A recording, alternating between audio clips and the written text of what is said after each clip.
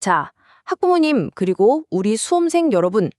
오늘은 정말 많은 분들이 쏠깃해하지만 자칫하면 함정에 빠지기 쉬운 대입 전략 하나를 데이터를 가지고 아주 철저하게 분석해 보겠습니다. 우리 솔직히 한번 얘기해 볼까요? 대입이라는 이 긴 경주에서 수능만큼 큰 부담이 또 있을까요? 어떻게든 이 거대한 산을 좀 피해가고 싶은 마음 너무나 당연합니다. 그래서 딱 눈에 들어오는 게 바로 수능 최저 학력 기준 없음 전형이죠. 와, 이거다. 수능 걱정 없이 내신이랑 학생부만으로 승부 볼 수 있겠다. 정말 완벽한 해답처럼 보이잖아요. 그런데요, 과연 이 쉬워 보이는 길이 정말 합격으로 가는 지름길일까요? 지금부터 보여드릴 데이터는 아마 여러분의 상식을 완전히 뒤엎을 겁니다. 꼭 아셔야 하는 놀랍지만 불편한 진실이죠. 자, 바로 이 지점입니다. 정말 재밌는 건요. 수능 최저라는 조건 하나가 딱 사라졌을 때 합격의 판이 어떻게 180도 뒤집히는지를 보셔야 한다는 겁니다. 이게 바로 숨겨진 입시의 역설입니다. 자, 이 표를 한번 보시죠. 2025 학년도 입시 결과인데요. 수능 최저가 없는 광운대학교 70% 컷이 2.28 등급입니다. 근데 이상하지 않으세요? 오히려 수능 최저라는 조건이 붙어있는 숙명여대 2.14, 국민대 2.21, 숭실대 2.29를 제외하면 광운대 컷이 더 높거나 거의 비슷합니다. 수능 부담이 없는데 왜 내신 컷은 더 빡빡할까요? 바로 이게 오늘 이야기의 핵심, 역설의 시작입니다. 이걸 수능 최저의 역설이라고 부를 수 있겠습니다. 뭐냐면 수능 최저라는 허들이 없어지니까 여기 쉽겠다 하고 지원자가 몰리잖아요.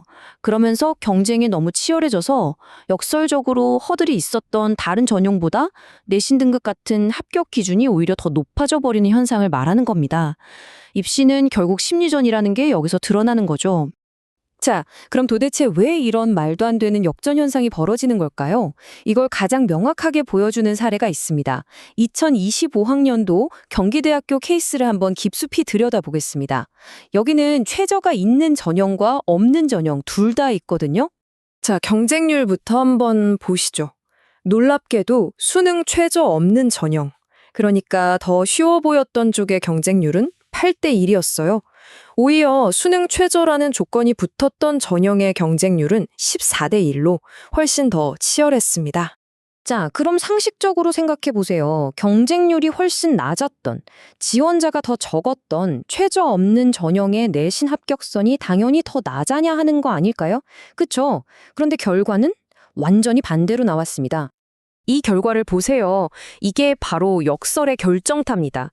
경쟁률이 8대 1로 널널했던 최저 없는 전형의 합격선은 무려 3.07등급이었어요. 반면에 14대 1로 치열하게 싸웠던 최저 있는 전형의 합격선은 2.97등급이었습니다. 오히려 더 낮았죠? 정말 이상하지 않습니까? 이 믿기지 않는 역설, 원인이 뭘까요? 딱 두 가지입니다. 첫째, 지원자 심리예요.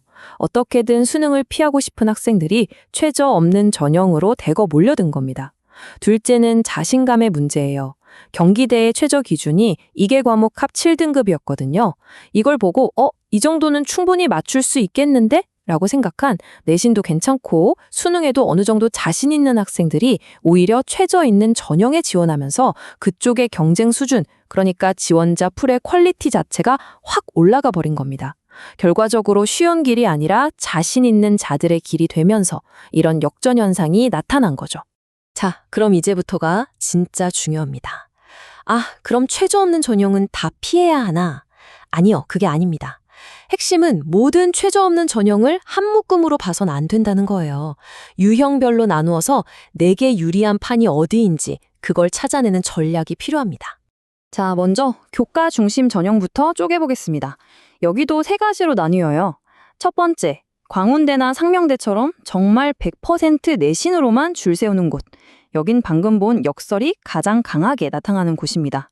두 번째, 건국대나 동국대처럼 내신에 서류평가를 더하는 곳. 여기선 내신이 전부가 아니라는 뜻이죠. 세 번째, 가천대 명지대처럼 내신에 면접을 보는 곳. 여기선 말 한마디가 당락을 가를 수 있습니다. 특히 내신 더하기 서류평가, 이게 아주 재밌습니다. 건국대 입학처에서 직접 밝힌 사례를 한번 보시죠. 문과대학에서는 1번고 3.9등급 학생이 합격했는데 공과대학에서는 1점대 초반 최상위권 학생이 떨어졌다는 거예요. 이게 뭘 의미할까요? 내신이라는 숫자만 보는 게 아니라는 강력한 증거입니다. 학생부에 남긴 나만의 스토리, 나만의 탐구 과정이 있다면 숫자의 불리함을 뒤집고 합격할 수 있다는 겁니다. 자, 다음은 학생부 종합전형, 우리가 흔히 학종이라고 부르는 전형입니다. 여기서는 게임의 룰이 또 한 번 바뀝니다. 핵심 변수가 완전히 달라져요. 학종은요, 대부분 수능 최저가 없습니다. 그래서 여기서 진짜 전략적인 갈림길은 수능이 아니라 면접이 있냐, 없냐예요. 내가 써낸 서류만으로 평가받는 게 유리한 학생이 있고 직접 내 말로 어필할 때 더 강점을 보이는 학생이 있거든요. 특히 저는 말주변이 없어서 면접은 정말 피하고 싶어요 하는 학생들 주목하셔야 합니다. 서강대, 성균관대, 한양대, 이화저대, 중앙대. 이 학교들은 서류만으로 평가하니까요.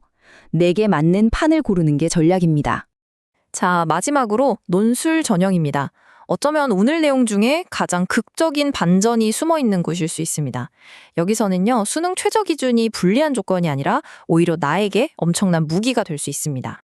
이 그래프 좀 보세요. 정말 충격적이지 않나요? 서강대학교 논술 전형 데이터입니다. 최초 지원자는 15,000명이나 됐어요. 그런데 정작 수능 끝나고 최저 기준을 맞춰서 시험 보러 온 학생은 몇 명이었을까요? 5,000명입니다. 10,000명이, 그러니까 지원자의 3분의 2가 수능 최저를 못 맞춰서 시험장에 와보지도 못하고 그냥 탈락한 겁니다. 이게 무슨 뜻이겠습니까? 논술 전형에서 수능 최저 기준을 맞춘다는 건요, 내가 논술 답안지에 펜을 대기도 전에 내 경쟁자 10명 중 6, 7명을 그냥 사라지게 만드는 가장 강력한 필터링 도구라는 겁니다. 자, 그럼 이 모든 분석을 듣고 나서 우리는 뭘 해야 할까요? 이제 남의 이야기가 아니라 바로 나의 전략을 세울 시간입니다. 막연한 기대가 아니라 아주 냉정한 자기 분석을 바탕으로 나만의 필승 전략을 짜야 합니다. 이제부터 어디가 수능 최저 없지? 이 질문은 머릿속에서 지우세요. 대신 스스로에게 이 3가지 질문을 던져보십시오. 첫째, 내 내신. 객관적으로 봤을 때 숫자로만 승부하는 판에서 이길 수 있는 카드인가? 둘째, 나의 진짜 무기는 내신 점수인가? 아니면 학생부 스토리나 면접 실력 같은 다른 요소인가? 그리고 마지막, 가장 중요한 질문입니다. 내가 지금부터 정말 제대로 준비하면 저 정도의 수능 최저 기준은 넘을 수 있지 않을까? 그래서 오히려 경쟁이 덜한 더 좋은 기회를 잡을 수 있지 않을까? 이 질문에 대한 답이 여러분의 가장 현명한 길을 알려줄 겁니다. 여러분, 꼭 기억하십시오. 최고의 입시 전략은 나의 약점을 가리고 피하는 길이 아닙니다. 반대로 나의 가장 강력한 무기를 가장 잘 써먹을 수 있는 판을 찾아가는 겁니다. 그 길이 바로 여러분의 합격으로 가는 길입니다.